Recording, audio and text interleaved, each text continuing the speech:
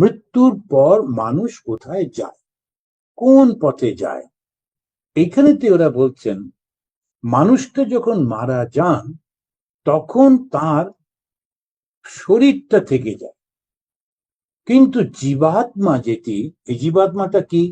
মন, বুদ্ধি, চিত্ত, অহংকার ইত্যাদি দিয়ে আর তারই বুদ্ধির ওপরে যে চৈতন্য প্রতিফলিত হয় সেইটাকে নিয়ে এটাকে বলা হয় সূক্ষ্ম শরীর। আমাদের যেমন স্থূল শরীর রয়েছে তেমনি একটা সূক্ষ্ম শরীর রয়েছে।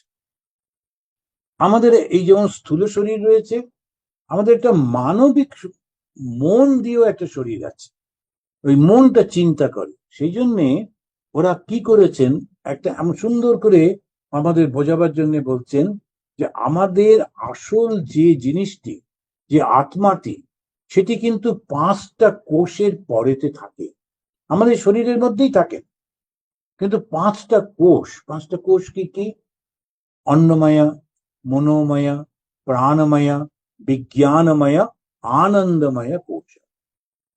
তো প্রথম শুরু হচ্ছে এই শরীরটা দিয়ে, যেটি অন্ন ছাড়া বাঁচে না, অর্থাৎ তাকে খাবার দিতে হবে, জল দিতে হবে।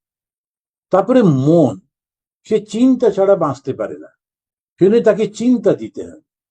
এরকম ভাবে প্রাণ গিয়ে তারপরেতে আনন্দময় কোষে যখন পৌঁছলাম, এইটা কি শেষ? তখন বললেন না, এই আনন্দময় কোষটা হচ্ছে আমাদের একদম শেষ অবস্থা। এর পরেই গিয়ে ব্রহ্মজ্ঞান বা চরম আনন্দ বা আত্মজ্ঞান। তাহলে যে আনন্দময় কোষ, সেটাও একটা ঢাকনা। এটা কিরকম? তখন বলছে যখন আমরা খুব ভালো ভালো কাজ করি তখন ভেতরে একটা আনন্দ আসে, আমরা দান করে একটা আনন্দ হয়, আমরা শাস্ত্র আলোচনা করে আনন্দ হয়, পুজো করবার পর একটা আনন্দ হয়, ধ্যান করার পর একটা আনন্দ হয়। ওই আনন্দময় কোষে আমরা এইগুলোকে অনুভব করি। কিন্তু এটা এবার একটুখানি সূক্ষ্ম ব্যাপারটা আসে যাচ্ছে, এটা হচ্ছে করে পাওয়া। আমি কিছু করছি, বদলে পাচ্ছি। আমি মানুষের জন্য নানান রকমের সাহায্য করছি, করে পাচ্ছি। আমি একটা ভালো বই পড়ছি, পড়ে একটা আনন্দ পাচ্ছি। আমি ধ্যান করছি, করে পাচ্ছি। কিন্তু আত্ম জ্ঞান সেটা করে পাওয়া যায় না, ওটা নিজে থেকে এসে যায়। সেই কারণে বলা হলো যে এই যে শেষ আনন্দময় কোষটাও একটা বন্ধন। আর বেশিরভাগ লোক ওই আনন্দময় কোষে গিয়েই আটকে যায়। ওরা এটা ওটা করতে করতে আনন্দময় কোষে পৌঁছবার পর এক ধরনের অহংকার তার মধ্যে আসে, এবং সে তখন বলে তুমি আমাকে ছুঁয়ো না, আমার ওই খাবার খাবো না, তো আমার জন্য এই আলাদা করে করতে হবে, এই নানা রকম করতে থাকে। করতে গিয়ে ওই বন্ধনের মধ্যে পড়ে যায়। আবার কেন? ওটাও তো আমি তোমার ছোঁয়া খাবো না, আমি তোমার কাছে যাব না, আমি এই যে সব আমিটা এসে গেল। ফলে কি আবার ওই অন্ধকারের মধ্যে চলে। সুতরাং এই কর্মটাকে ভালো করে বুঝতে হবে। ভগবান শ্রীরামকৃষ্ণ দেব তিনি তার প্রথম জীবনে যখন ধ্যান করছেন তখন তিনি তার বইতে খুলে রেখে ধ্যান করছেন। তার সঙ্গে যে তার সেবক থাকতো সে ওইটা দেখে, তার আবার একটু ব্রাহ্মণের গর্ব ছিল। সে বলল তুমি ব্রাহ্মণ, একবার বইতে নিলে কখনো খুলতে নেই, তুমি এরকম খুলে খুলে রাখো কেন? ওইটাই তো ভুলবার জন্য। ঠাকুরের জীবনটা অসাধারণ শিক্ষা। আমি ব্রাহ্মণ এইটা আমি ভুলতে চাই কেন? ব্রাহ্মণ কখনো ভগবানকে লাভ করতে পারবে না, ব্রাহ্মণের অহংকারের জন্য। সেই জন্যে ব্রাহ্মণকে অহংকার ত্যাগ করেই ভগবানকে ডাকতে হবে। আমরা এখানেও দেখছি ওই কর্মফলটা কিভাবে কাজ করছে। তো মৃত্যুর পর মানুষ কোথায় যাবে? তার যে চিন্তাগুলো, কর্মগুলো, ভাবগুলো, সেগুলো সব একেবারে ছোট্ট হয়ে ওই মনটার মধ্যে থেকে যাবে। আর মনের মধ্যে একটা পার্ট হচ্ছে বুদ্ধি। বুদ্ধির উপরে চৈতন্যের যে প্রতিফলন, সেটাকেই বলে আত্মা। ওটা অরিজিনাল নয়, কিন্তু অরিজিনালের মতো। আমি মাঝে মাঝে উদাহরণ দিই যে যখন ভাঙা কাঁচ পাওয়া যায় বা আয়না, সেই ভাঙা আয়নার টুকরো দিয়ে সূর্যের আলোটাকে প্রতিফলন করিয়ে অন্ধকারের দিকে ফেললে সেই জায়গাটা আলো আলো হয়ে যায়।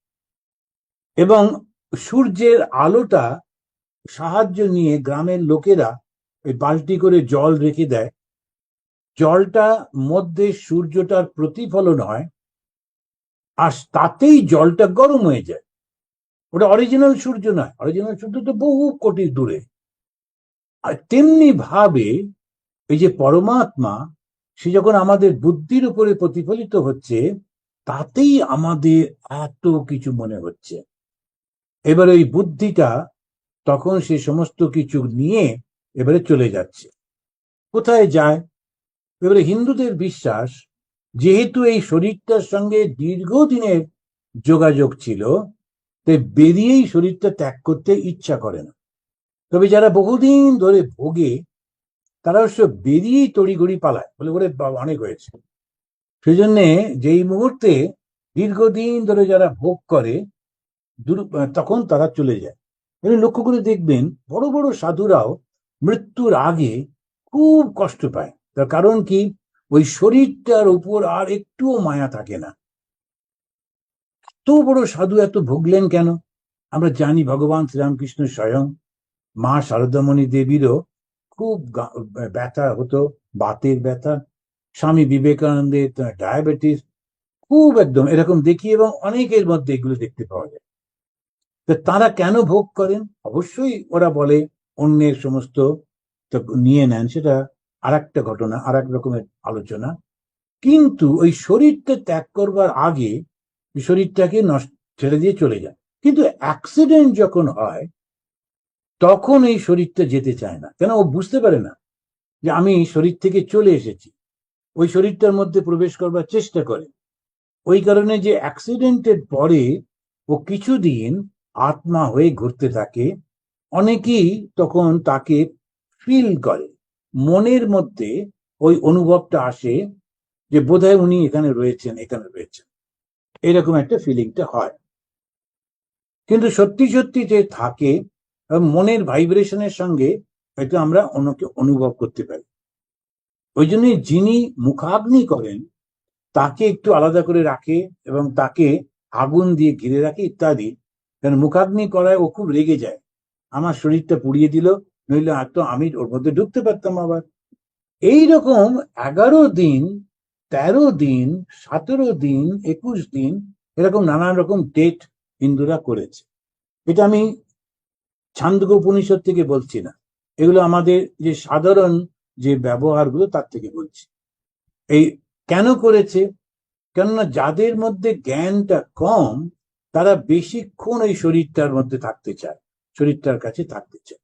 ভেরি রিসেন্টলি এই আমেরিকাতে একজন লোক, তিনি লিখেছিলেন এখানে একটা ইয়েতে, পেপারে, তিনি লিখেছিলেন, সেটা খুব সুন্দর করে বড় করে প্রচার হয়েছিল। ও কোনোদিন হিন্দু ধর্মের নামও শোনেনি, কিন্তু একদিন ও শুয়ে আছে, তারপরে দেখছে যে ও দুটো জায়গাতে রয়েছে। একটা হচ্ছে খাটের উপরে শুয়ে আছে, আর ওই ঘরের সিলিংটাতেও রয়েছে। ও ভাবছে এটা কি হচ্ছে, আমি সিলিংয়েও রয়েছি, আর সিলিং থেকে ওই খাটের উপরে আমাকে দেখতে পাচ্ছি। তোর মজা লাগছে প্রথমে।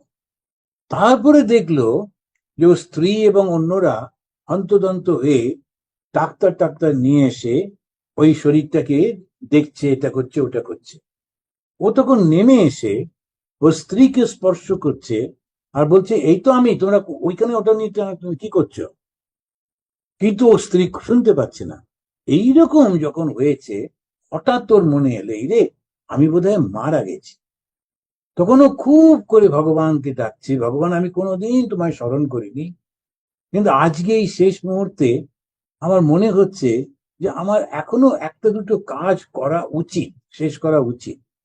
তো তুমি যদি আমাকে আর কয়েকটা বছর আয়ু দাও, আমি একান্তভাবে তোমার অনুগত থাকব, এবং ওই কাজগুলো শেষ করে আমি মৃত্যুর জন্য তৈরি হয়ে থাকবো, কিন্তু এক্ষুনি আমাকে নিয়ে যেও না।